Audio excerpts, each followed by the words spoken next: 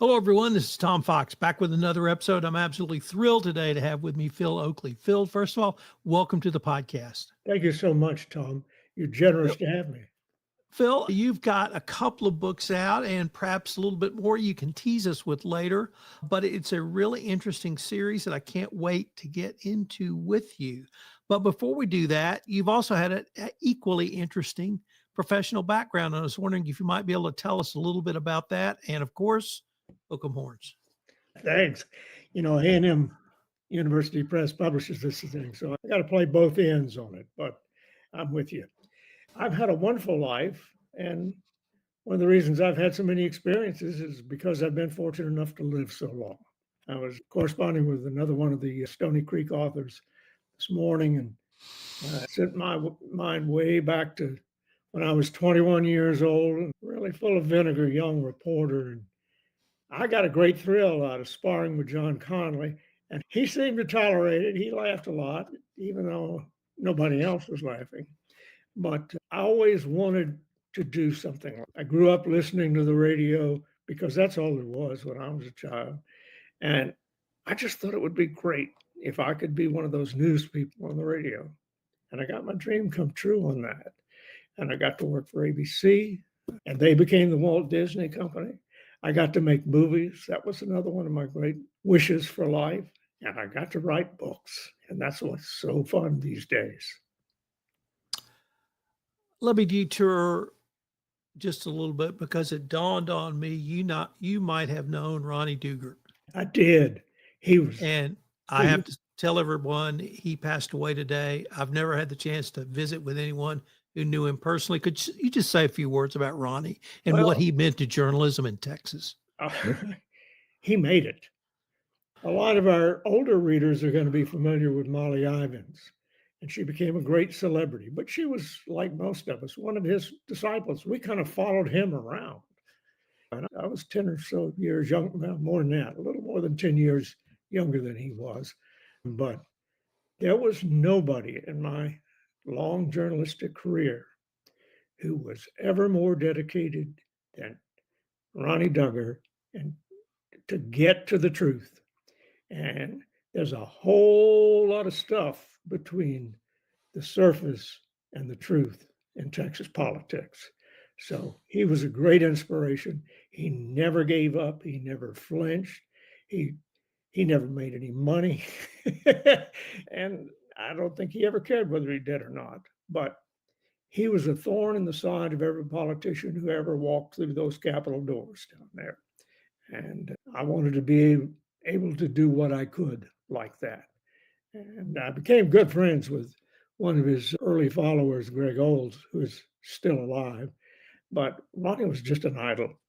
He was just something to admire and hope you could do as good as.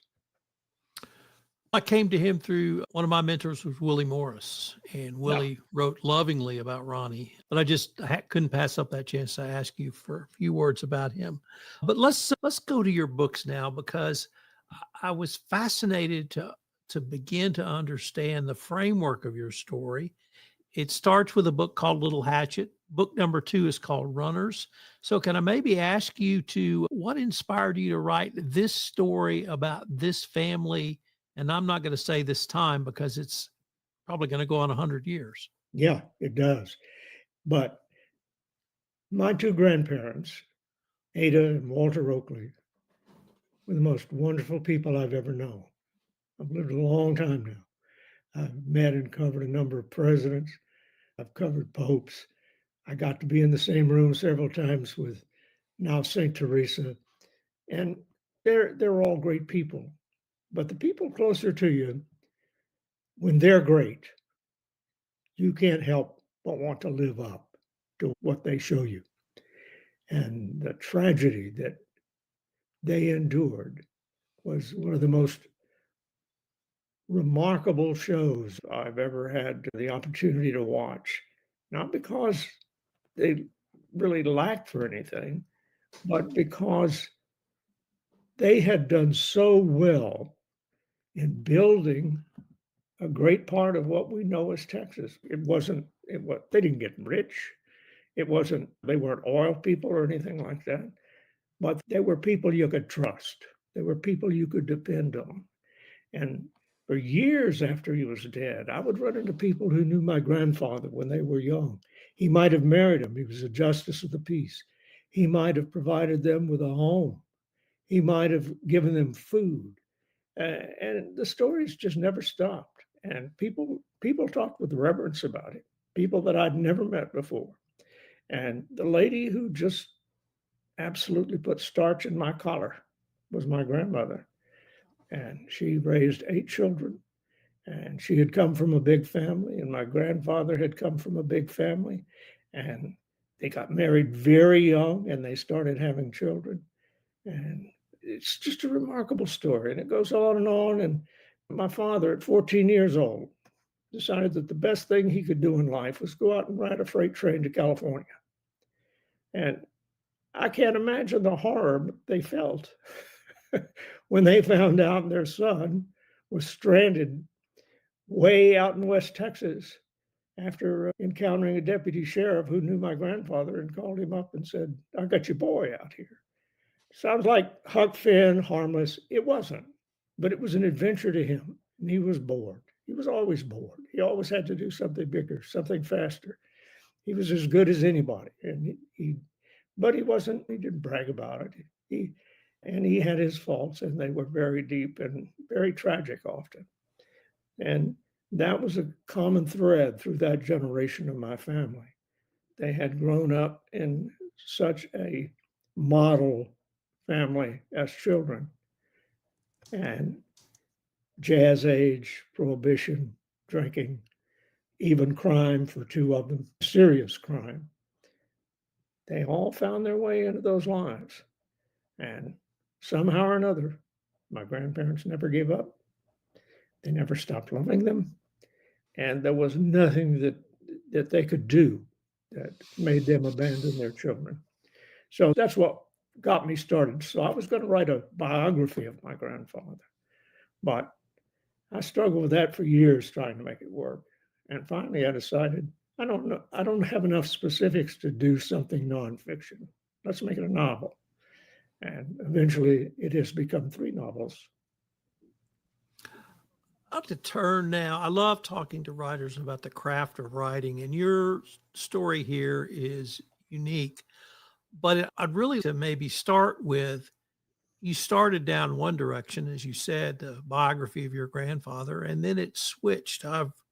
There's another, not novel, a work of nonfiction that involves Jews coming to Texas from Europe, the immigration of Jews. And it started out as a woman writing what she thought was her family's biography. And then she uncovered this entire program in Europe prior to World War I, where Jews were shipped through Galveston into Texas as immigrants. And so I was fascinated when you said, I made this shift. Could you talk about how you made that shift and what it meant for your writing and the story that you ended up with? It changed everything entirely because that way I could paint portraits of these people that I love so much. That way I could put myself in their lives and their heads and try to figure out the right words so that I could put the readers there with me. And that was just a complete shift. And it happened in the most unlikely way. And the first book, I think you started it called Little Hatchet. You started it in the years after the Civil War. I was also intrigued how not so much you incorporated history, but you incorporated Texas into your books. And was that through research? You've obviously lived a full life, but there are parts and places of Texas you may not have lived in prior to writing the book. How did that part of your work come together? Well, there's not much of this state I haven't seen up close and personal, either as a journalist or as a lifelong explorer of Texas. There's, what does the song say? There are miles and miles of Texas. Well, and around every corner, there's something different, something new, something dangerous, something exciting. And I love trains. And we lived by the railroad track most of my life. Still do. I can hear the freight trains all the time from here. But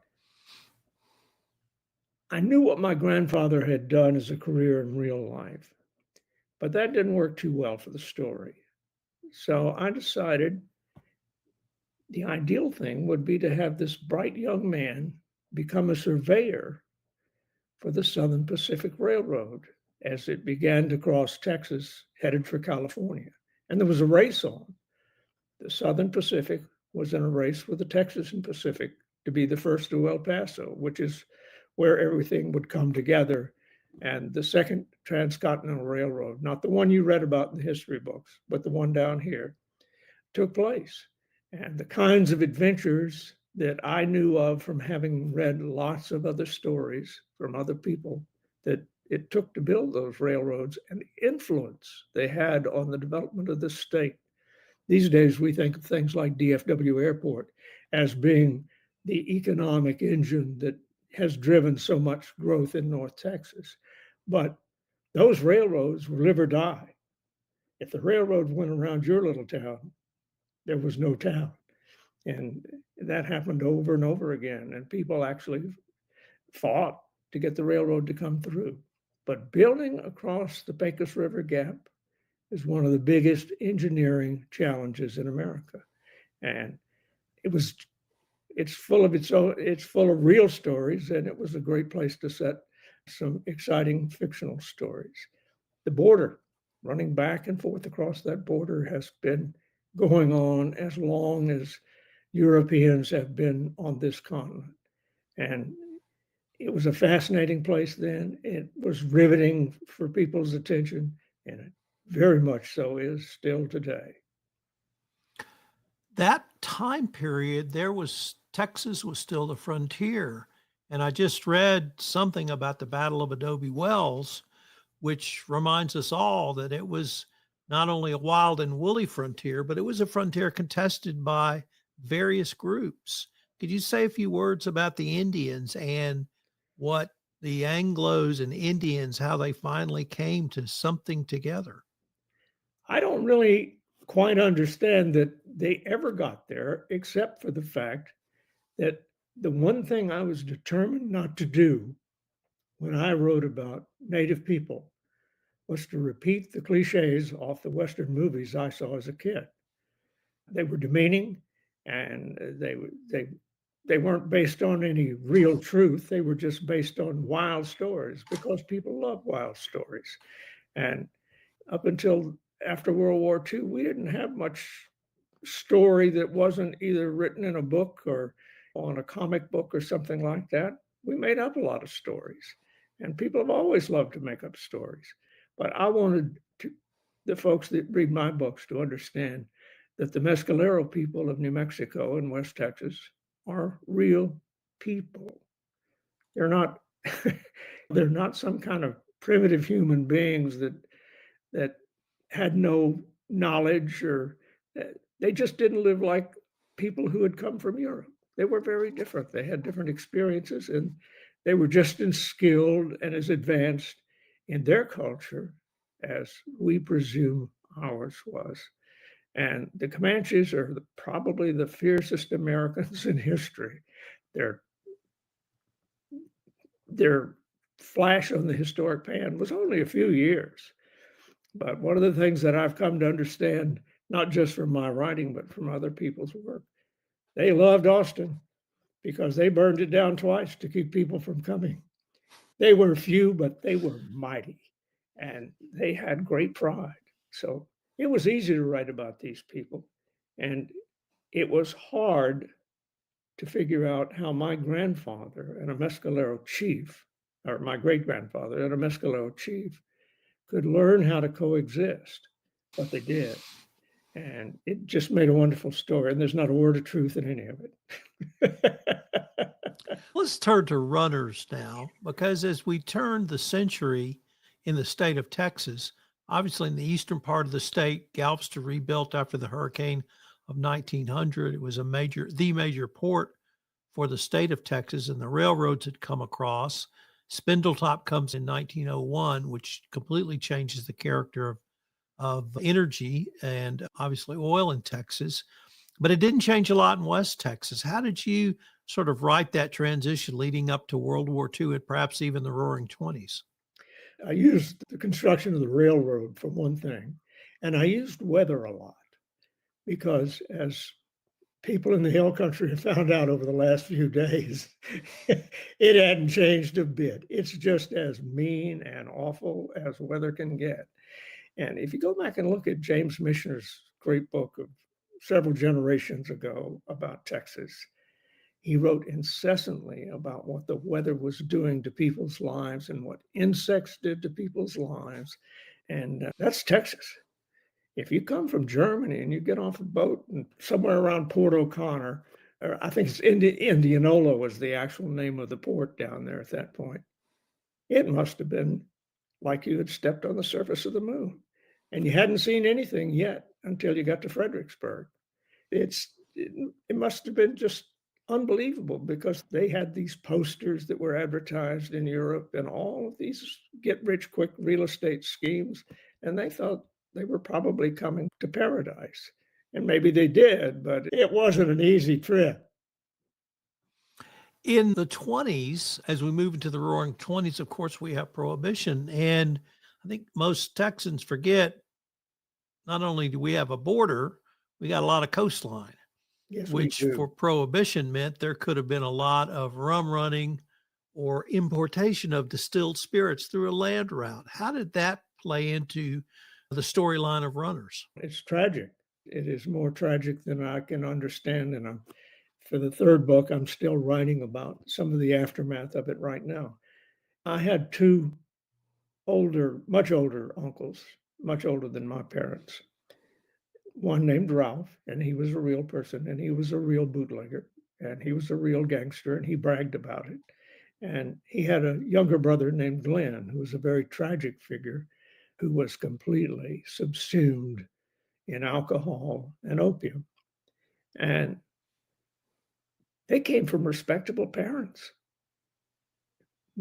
Every time they'd get their names in the paper over some bloody incident or another, it was embarrassing. It was humiliating, except for the fact that they were Walter and Ada's children, and they supported their kids no matter what. No matter what. If they were in jail, my grandfather more than once drove across more than one state to get one or the other of them out of jail. And like I say, these were establishment, respectable people, but it wasn't just my family. It affected almost every family in the United States. It was a wild and bloody time, and maybe it was exciting, but it came at a huge cost. And even at that time, there were still raids back and forth across the border. I've had the opportunity to study South Texas history, and up until 1920, there were still raids across. It didn't stop until probably the 50s, and I don't mean that they were military actions, but you've had ranchers on both sides of that river going back and forth, stealing each other's livestock and horses, and it was some kind of mysterious game, but it just went on forever. Could you tell us about the book you're currently working on and maybe even how far it will go into history? It's going to get up into very close to 1960, and it's got a lot of old time Austin in it. And it focuses more on the two younger brothers, Brooks, who was my uncle, and Ray, who was my father. And it starts out with Ray's first train ride. And there wasn't one of them, there were dozens. But and it goes through some very harrowing parts of World War II. My father wasn't any big hero, but he looked at the surfaced U-boat across the water in the Gulf of Mexico more than once, ready to sink a derelict old tanker that he was a seaman on. And his brother Brooks went through all sorts of misadventures and horrendous problems in both the northwest woods of Michigan, training for the invasion of World War II, of Europe in World War II, and rounding up draft dodgers in Mississippi. It, as you say, it begins after the Civil War and it goes to the brink of Vietnam. So I was wondering if you give us some thoughts on some of the creative directions your work might go other than simply as novels. I got a screenplay sitting right here on my desk that I'm just dying to see produced. It's for a streaming series on Netflix or one of those many services. And it was beautifully written by Texas screenwriter and fantastic actress Carla Harmon Kidd, whom I got to know through her husband, who is also an actor. And it's still a dream, but there are people interested, and I can't wait to see it on screen. Could you say a few words about what it was like working with Lauren Steffi and the group at Stoney Creek Publishing? He's the best. I said it in front of him the other day, and I made one of the other writers pretend like Lauren couldn't hear us. He's the best editor I've ever had, and I trust him completely. I've never had an influence in writing in my life that matches what he does. And he sees great literature, great books in some of the strangest places one could possibly imagine. But every one of his writers' books I have read is worth rereading. They're all excellent. And Stoney Creek, which is the name of his publishing company, is going to be heard from. It's going to succeed in a big way someday. Phil, unfortunately, we are near the end of our time for this episode, but I wanted to ask if our listeners wanted to connect with you, find out more about your books, where can the places they can go? Go to stoneycreekpublishing.com, go to amazon.com, Barnes and Noble, Texas A&M University Press, who actually distributes the books and takes care of the financial part of Stoney Creek Publishing, and a group called Texas Book Consortium. And Barnes and Noble says they will deliver it the same day. I haven't heard anybody tell me that they really had that experience by walking into a Barnes and Noble yet, but I trust them. It won't be long, but you get them from Amazon the next morning. And if you like to read ebooks, all it takes is one click and a very few dollars, and you can read all of the books and you can preview them and see whether you really want to read them or not. We've got an audiobook coming for Little Hatchet, and I'm really excited about that too. Phil, I wanted to thank you for taking the time to visit with me, and I hope we can continue this conversation. I hope And so. I hope I one more haven't turned thing, you off. I hope you'll let me come back. you need to come down to Kerrville and talk about your books. You betcha.